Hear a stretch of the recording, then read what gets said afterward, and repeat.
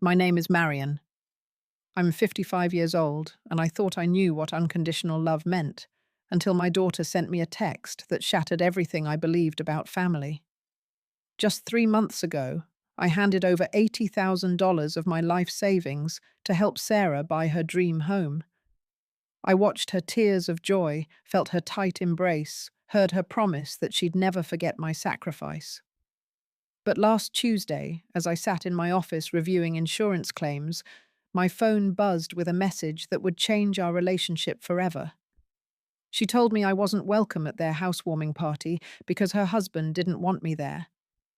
What happened next wasn't what anyone expected. Before I share this story with you, I'd love to know where you're watching from.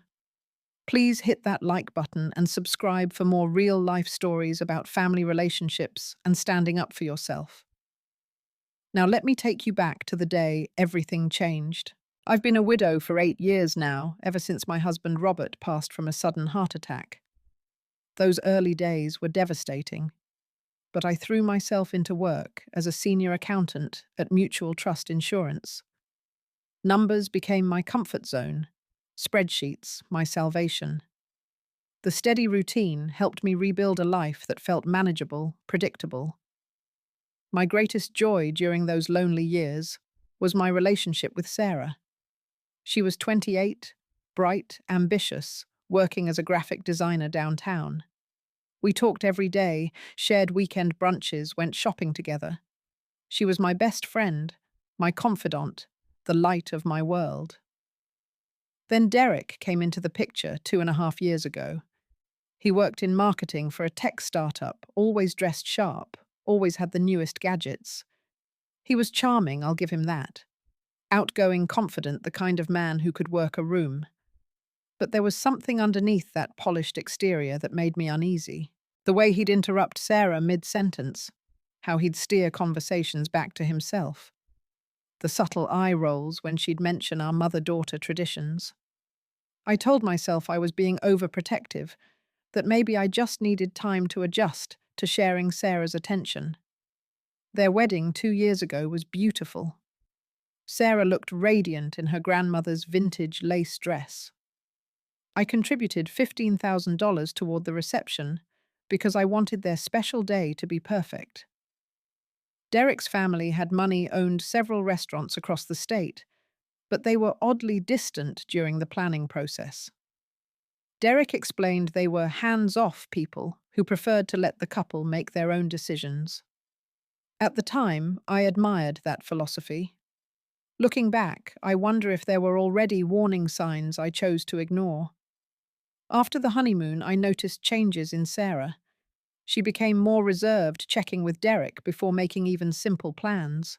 Our weekly shopping trips became monthly, then sporadic. When I'd call, she'd often cut conversations short, saying Derek was waiting for dinner or they had somewhere to be. I missed my daughter terribly, but I convinced myself this was normal. Newlyweds needed space to build their own traditions, their own life together. Last spring, Sarah called me with excitement in her voice for the first time in months. They'd found a house, a gorgeous 4-bedroom colonial in Maplewood, the kind of neighborhood with tree-lined streets and good schools.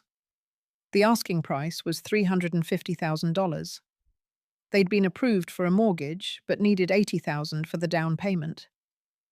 Derek's parents had offered to help, but apparently there were strings-attached conditions about how they'd live their lives. Sarah sounded stressed, almost desperate.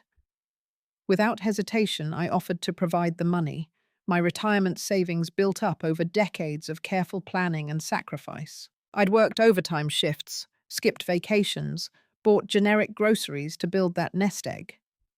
But seeing my daughter's happiness, knowing I could make her dreams come true, it felt like the most worthwhile investment I'd ever made. The closing day was emotional. Sarah cried when she signed the papers, kept thanking me over and over. Derek shook my hand, said all the right words about paying me back, about how grateful they were. I felt proud, useful, like I was doing what mothers are supposed to do, supporting their children's futures. We celebrated at a fancy steakhouse afterward. For those few hours, it felt like we were family again. Moving into their new home should have brought us closer together, but instead, the distance grew wider. Sarah threw herself into decorating Pinterest boards, covering every surface paint samples scattered across their dining table. When I offered to help with the interior design, suggesting we make a day of furniture shopping like we used to, she politely declined. Derek had very specific ideas about their aesthetic, she explained. They wanted to figure it out together as a couple. I respected their wishes, but it stung.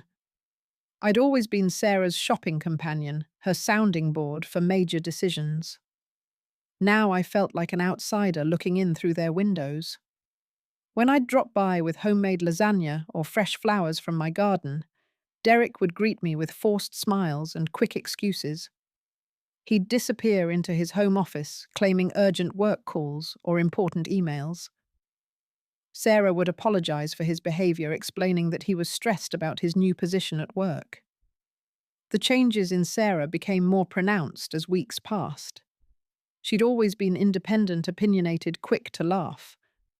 Now she seemed to second-guess herself, constantly looking to Derek for approval before expressing any preference. During one visit, I suggested we paint the guest bathroom a cheerful yellow like she'd always loved. Sarah's face lit up momentarily, then she glanced toward Derek's office and shook her head. "Derek thinks neutral colors are more timeless," she said quietly. The Sarah I knew would have painted that bathroom sunshine yellow just to prove a point. Our phone conversations grew shorter and more stilted. Where we once chatted for hours about everything and nothing, now Sarah seemed eager to end calls quickly. She'd mentioned Derek was calling her for something, or they had dinner reservations, or she was tired from unpacking. I started to feel like I was bothering her by staying in touch with my own daughter. The first real confrontation happened during a Sunday visit in late June. I'd brought over some of Sarah's favorite oatmeal cookies, the recipe her grandmother had passed down to me. Derek was in the kitchen when I arrived, making what he called a clean eating smoothie. When I set the container of cookies on the counter, he looked at them like they were contaminated.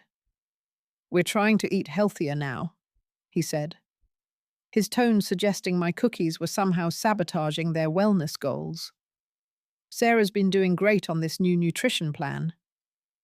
Sarah, who'd been arranging flowers in the living room, came into the kitchen looking embarrassed.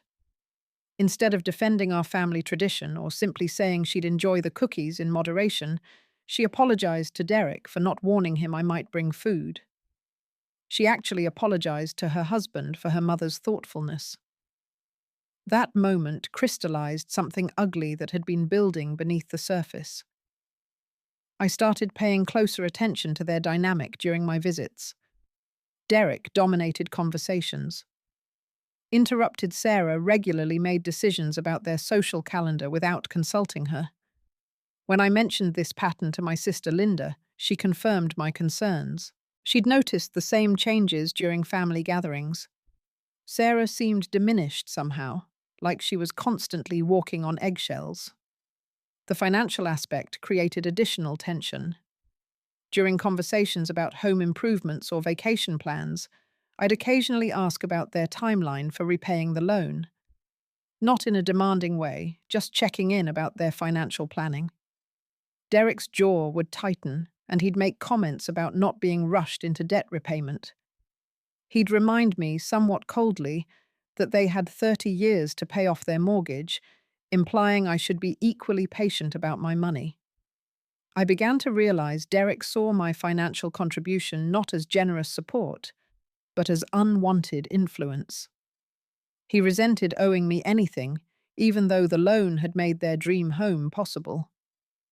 My presence in their lives felt like a constant reminder of their financial dependence, and Derek clearly hated that feeling. Sarah, caught between her loyalty to me and her desire to keep peace in her marriage, grew increasingly uncomfortable with any mention of the money.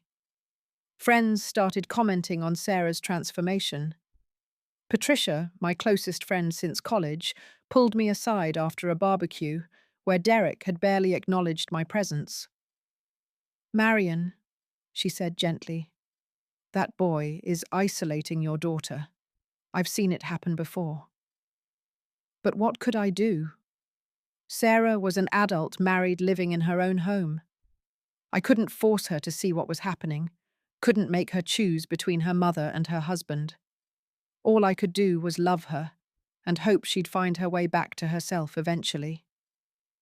The announcement about their housewarming party should have been exciting news.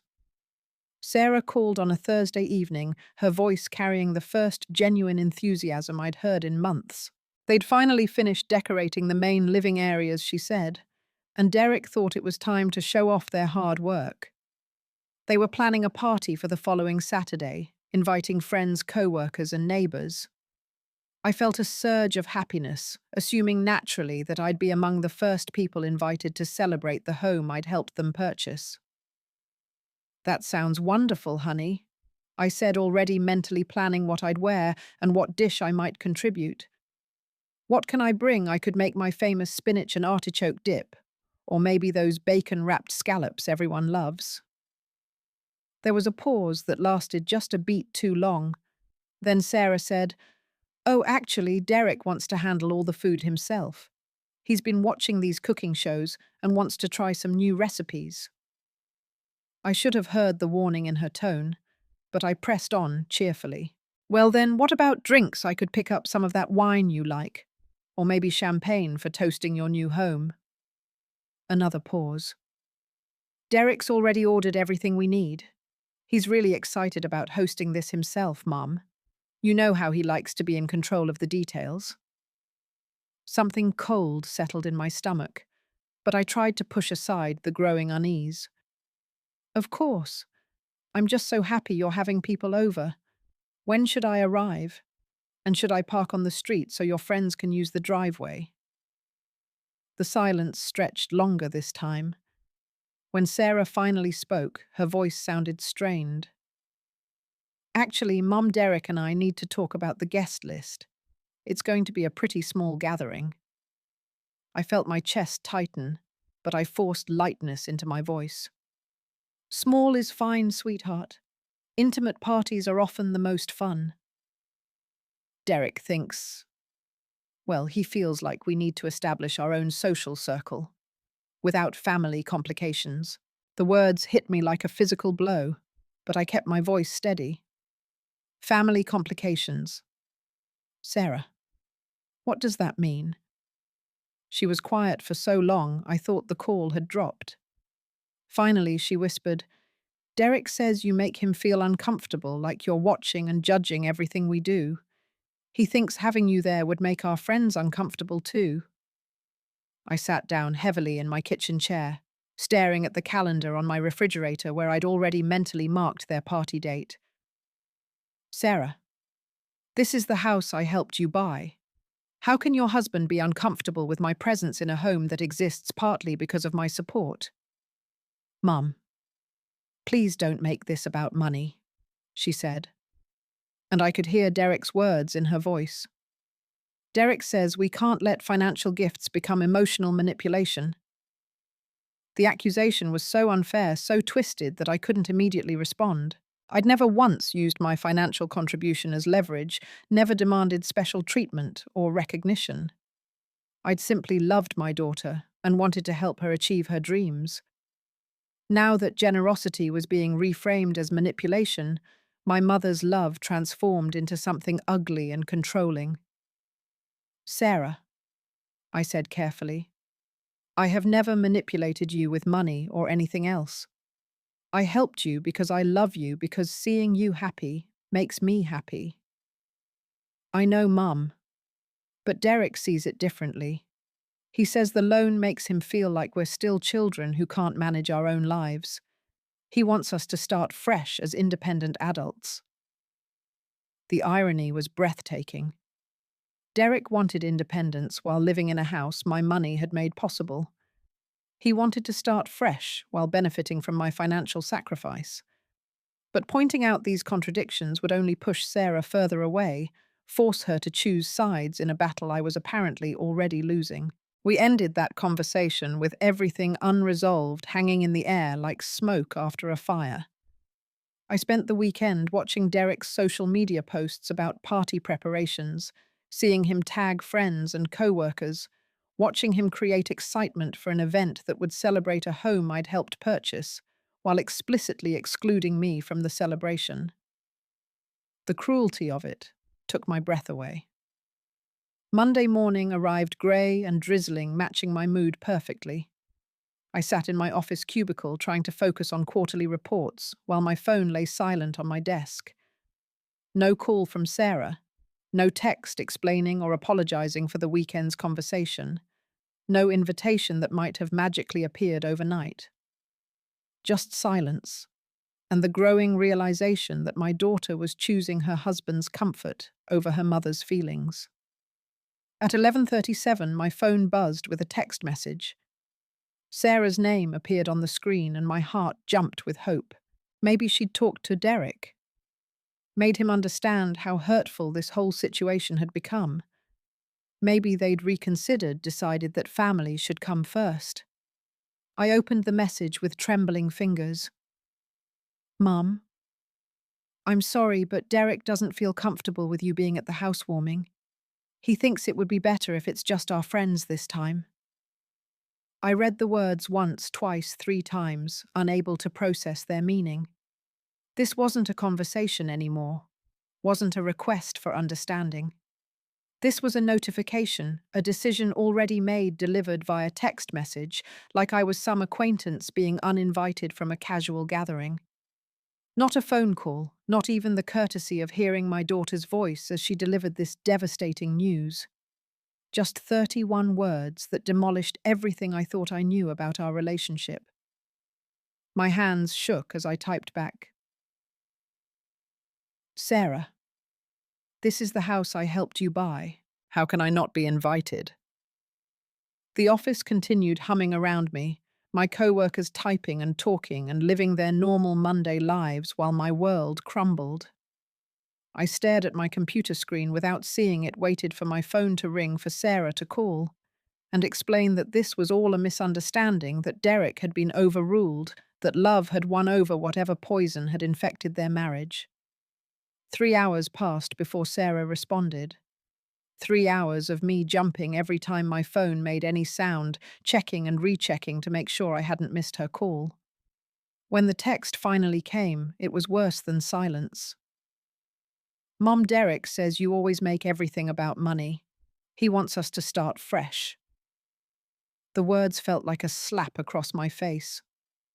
I, who had never once thrown my financial contribution in their faces, who had quietly supported their dreams without demanding recognition or special treatment, was being accused of making everything about money. The accusation was so backwards, so unfair, that I actually laughed out loud. A bitter sound that made my cubicle neighbor glance over with concern. I thought about all the overtime shifts I'd worked to save that money, all the small luxuries I'd denied myself to build up my nest egg.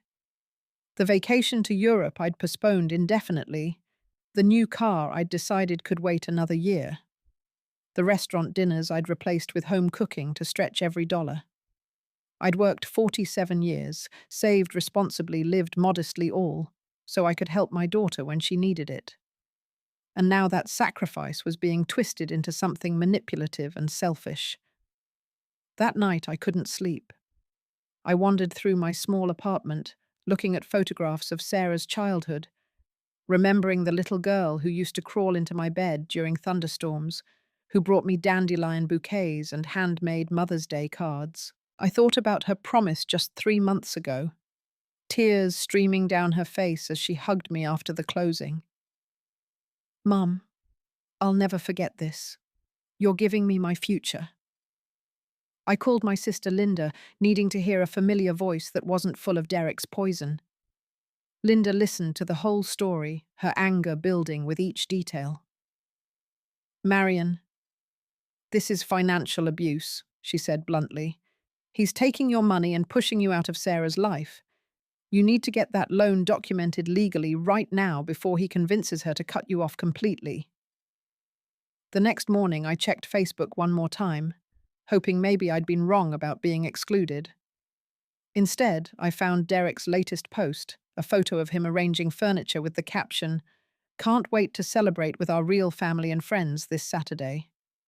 The phrase, real family, felt like a punch to the stomach. After 28 years of loving Sarah, supporting her through every triumph and heartbreak, sacrificing for her happiness, I was apparently not real family. I was just the woman who'd funded their American dream and was now inconvenient to acknowledge. I tried calling Sarah one last time, needing to hear her voice, needing to understand how we'd reached this point. Derek answered on the second ring, his tone already defensive before I'd said a word. "Marion Sarah told me what she wants. You need to respect our decision." "What about the $80,000? I asked the question, slipping out before I could stop it. "That was your choice to give," Derek replied coldly. "We didn't force you. And frankly, we're adults who can handle our own finances now.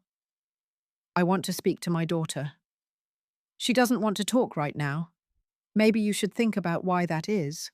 The line went dead, leaving me sitting in my kitchen with the dial tone buzzing in my ear and tears streaming down my face. My daughter, the little girl I'd raised alone after Robert died, couldn't even come to the phone to explain why I was being erased from her life. Derek had succeeded in building a wall between us, brick by brick, conversation by conversation, until Sarah couldn't even hear her own mother's voice through the barrier he'd constructed. I spent the entire week in a fog of hurt and disbelief, barely eating, struggling to concentrate at work.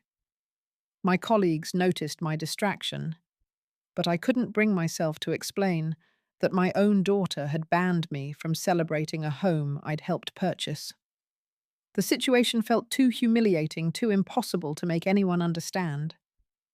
Every time I started to tell someone, the words sounded crazy, even to me. What kind of people accept $80,000 and then refuse to let the giver attend their celebration? Patricia stopped by Friday evening with Chinese takeout, and the determined expression she wore when she was ready to intervene in my life. She'd been my closest friend since our children were in elementary school together, had watched Sarah grow up, knew our family dynamics better than anyone. I broke down as soon as she walked through my door, sobbing out the whole humiliating story between bites of lo mein I couldn't taste. "This is not about you, Marion," Patricia said firmly when I finished. "This is about Derek systematically isolating Sarah from everyone who loves her. Classic controlling behavior. He can't stand that she has relationships he doesn't control, especially with someone who has the financial means to help her if she ever wants to leave him." Her words hit me like lightning. I'd been so focused on my own hurt feelings that I hadn't considered the bigger picture. Derek wasn't just pushing me away because he disliked me personally. He was eliminating my influence, cutting Sarah off from anyone who might encourage her to think independently or question his control. By removing me from their social circle, by reframing my generosity as manipulation, he was ensuring Sarah had nowhere to turn if their marriage became unbearable. "Patricia, what if I just let this go? What if I swallow my pride and pretend this is all normal?" "Then you enable him," she replied without hesitation. "You teach him that he can abuse your generosity and treat you like garbage without consequences. And you abandon Sarah to his control without giving her any lifeline back to the people who genuinely love her." That night, I made a decision that would change everything. I called my family attorney, James Johnson, who'd handled Robert's estate, and helped me navigate the legal complexities of widowhood. I explained the situation as objectively as possible, focusing on facts rather than emotions. Did I have any legal recourse? Could someone accept that amount of money for a house down payment and then refuse the lender basic respect and acknowledgement? Mr. Johnson listened carefully, asking pointed questions about documentation. Did I have emails or text messages referring to the money as a loan? Had Sarah or Derek ever acknowledged in writing that they intended to repay me? What evidence existed of our financial arrangement? As we talked, I realized I had more documentation than I'd initially thought. Bank transfer records showing exactly when and how much I'd sent. Email exchanges where Sarah had thanked me for loaning them the down payment money. Text messages where Derek had mentioned their repayment timeline. Their own words preserved in digital format, proving this had been presented as a loan rather than a gift. Marion, Mr. Johnson said carefully, you have grounds to demand immediate repayment if you choose to pursue that option. The question is whether you want to escalate this into a legal matter with your daughter. I hung up that night, knowing exactly what I needed to do. This wasn't about the money anymore, if it ever had been. This was about refusing to enable Derek's treatment of both Sarah and me. This was about showing my daughter that love doesn't mean accepting abuse, that generosity doesn't equal doormat status, that family relationships require respect from both directions. I spent Saturday writing a formal letter, choosing each word carefully. I explained calmly that the $80,000 had been a loan, not a gift, as evidenced by our written communications. I noted that their current behavior, specifically excluding me from celebrating the home my money had helped purchase, constituted a fundamental breach of our family relationship and demonstrated a lack of basic respect for my contribution to their lives. I requested full repayment within 30 days and stated clearly that future financial support would depend on their willingness to treat me with appropriate consideration.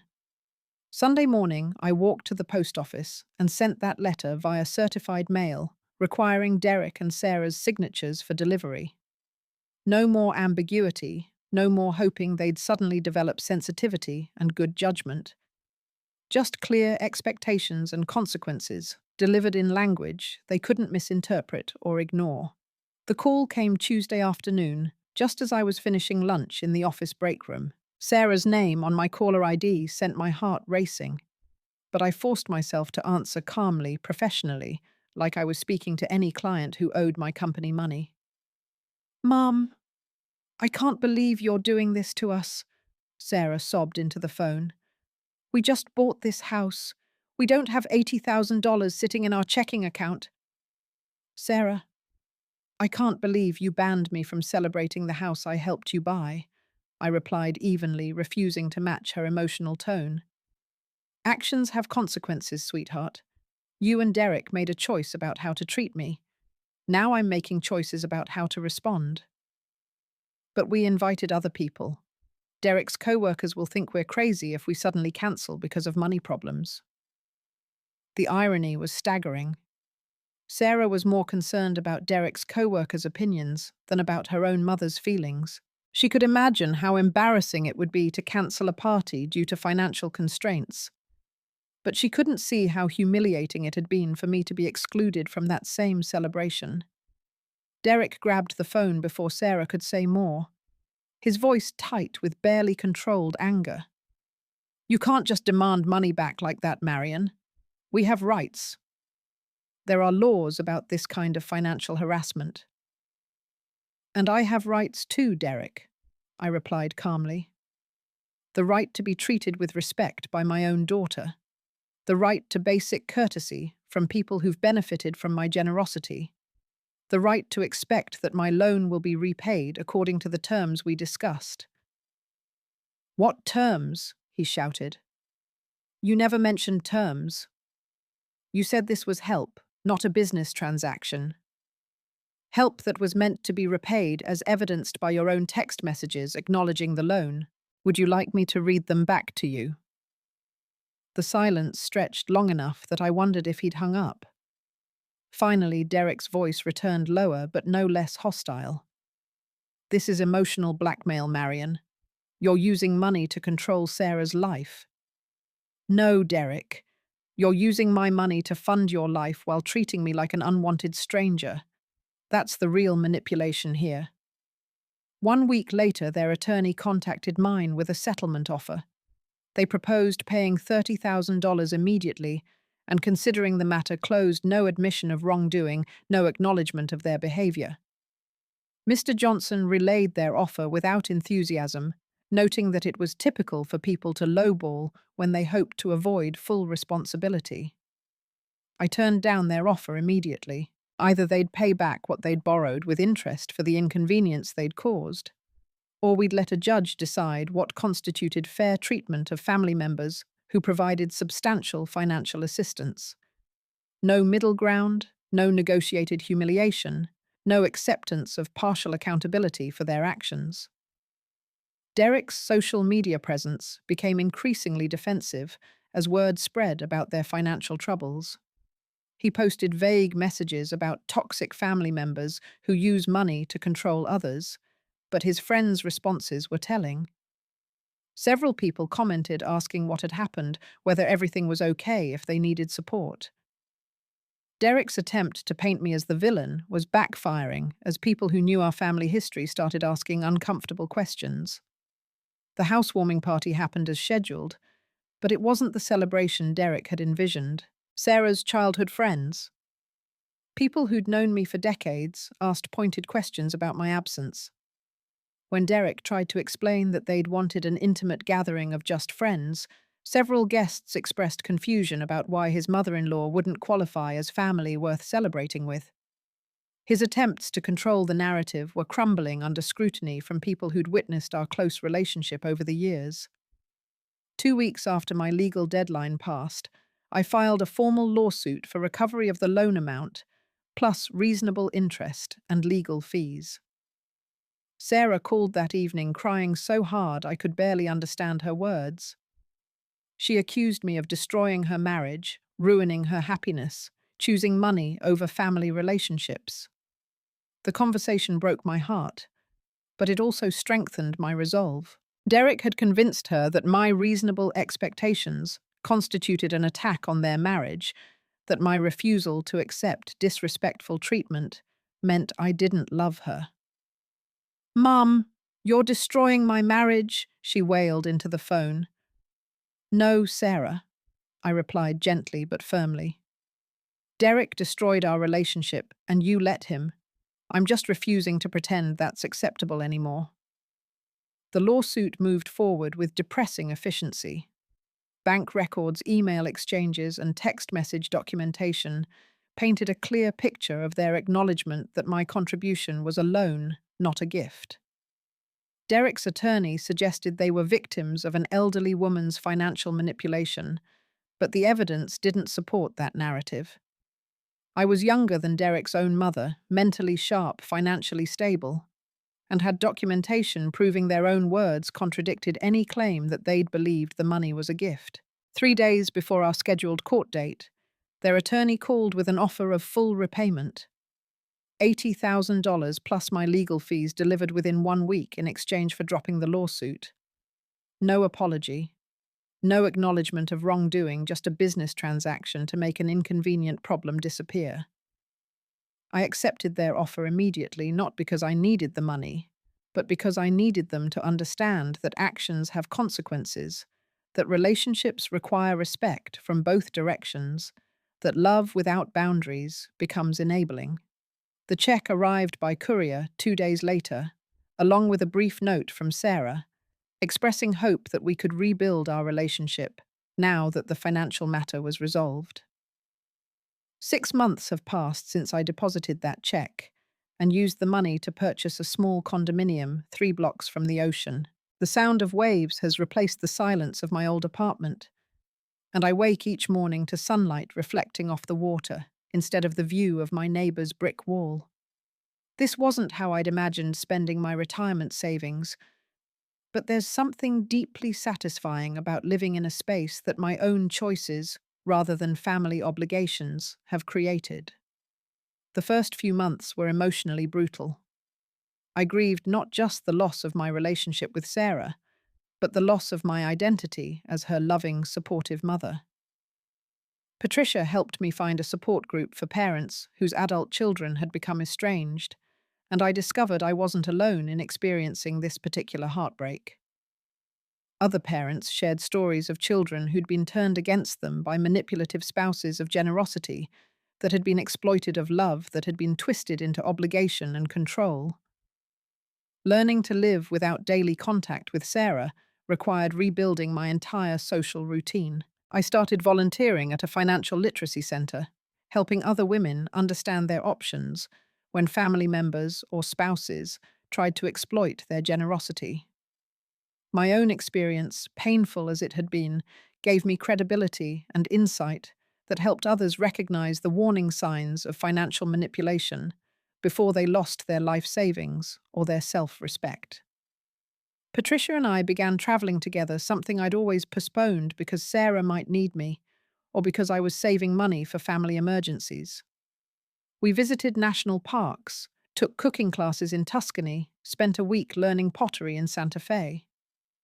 For the first time in decades, I was living for my own happiness rather than waiting for family obligations to dictate my choices. Then, 8 months after our lawsuit was resolved, an envelope arrived with Sarah's handwriting on the address. Inside was a letter 3 pages long, written in the careful script she'd used for school assignments when she wanted to make sure her thoughts were perfectly clear. "Mum," it began. "I realize now what I lost when I chose his approval over your love." She wrote about months of marriage counseling, about slowly recognizing patterns of control and manipulation that had isolated her from everyone who genuinely cared about her well-being. She described Derek's gradual transformation from charming boyfriend to controlling husband, how he'd systematically undermined her confidence and independence until she'd lost the ability to trust her own judgment about anything, including her relationship with me. The letter was full of apologies, but more importantly, it demonstrated genuine understanding of how Derek's behavior had affected both of us. She acknowledged that accepting my money while denying me basic respect had been wrong, that she'd allowed her husband's insecurities to poison our relationship, that she'd confused keeping peace in her marriage with maintaining healthy boundaries. I didn't respond immediately to Sarah's letter. 8 months of rebuilding my life had taught me the importance of careful consideration, of not rushing into emotional decisions based on hope rather than evidence. When I finally called her 2 weeks later, I kept the conversation brief and focused on practical questions. Was she still married? Was she safe? Did she want to meet somewhere neutral to talk in person? Our first face-to-face meeting in almost a year took place at a coffee shop halfway between our homes. Sarah looked thinner, older, but there was something in her eyes that reminded me of the daughter I'd raised, the strong, independent woman who'd somehow gotten lost in her eagerness to please a man who'd never deserved her devotion. She told me about the divorce proceedings initiated after Derek had been caught having an affair with a co-worker. The irony was cruel but predictable. He'd isolated Sarah from her family and friends, convinced her that her mother was the threat to their marriage, all while betraying her trust in the most fundamental way possible. Sarah was staying with friends while their assets were divided, and Derek was fighting her for every piece of shared property despite his infidelity. "I don't feel sorry for him," I told Sarah honestly when she finished explaining their situation. "And I don't feel vindicated by his behavior. I just feel sad that you had to go through so much pain to learn what the people who loved you were trying to tell you all along. I know, Mum. I lost myself completely in that marriage. I stopped trusting my own instincts about everything, including you." We began rebuilding our relationship slowly, carefully, with explicit conversations about boundaries and expectations. I was no longer the mother who would sacrifice anything for her daughter's happiness. Sarah was no longer the daughter who would accept unlimited support without maintaining basic respect for my feelings and contributions. We were two adults who loved each other, but had learned that love without mutual respect becomes manipulation, that generosity without appreciation becomes exploitation. Sarah's divorce was finalized 6 months later. She kept their house, which felt like poetic justice, given my contribution to its purchase. Derek moved across the country for a new job, leaving behind the wreckage of relationships he'd spent years destroying. Sarah gradually reconnected with old friends, started dating someone new who encouraged her independence rather than undermining it, returned to the confident, thoughtful person I'd raised her to be. The legal battle that had seemed so devastating at the time turned out to be the best thing I could have done for both of us. By refusing to enable Derek's treatment of me by demanding basic respect as a condition of continued support, I'd forced Sarah to confront the dysfunction in her marriage and recognize her own worth as someone deserving of love that didn't come with conditions or control. I learned that sometimes the most loving thing you can do for someone is refuse to participate in their self-destructive choices. That enabling bad behavior, even from people you love, desperately ultimately harms everyone involved. That financial generosity without personal boundaries becomes a tool for manipulation rather than an expression of love. As I finish this story, sitting on my little balcony, watching pelicans dive for fish in the surf, I'm grateful for every painful lesson this experience taught me. Sarah and I have a stronger relationship now than we've had in years, built on mutual respect rather than guilt and obligation. We both learned that love isn't about saying yes to everything, but about caring enough to set boundaries that protect everyone's dignity and well-being. Have you ever had to choose between keeping peace and standing up for yourself in a family situation? I'd love to hear your thoughts in the comments below. If this story resonated with you, please like this video and subscribe for more real-life experiences about family relationships, boundaries, and finding the courage to value yourself even when the people you love most don't seem to appreciate your worth.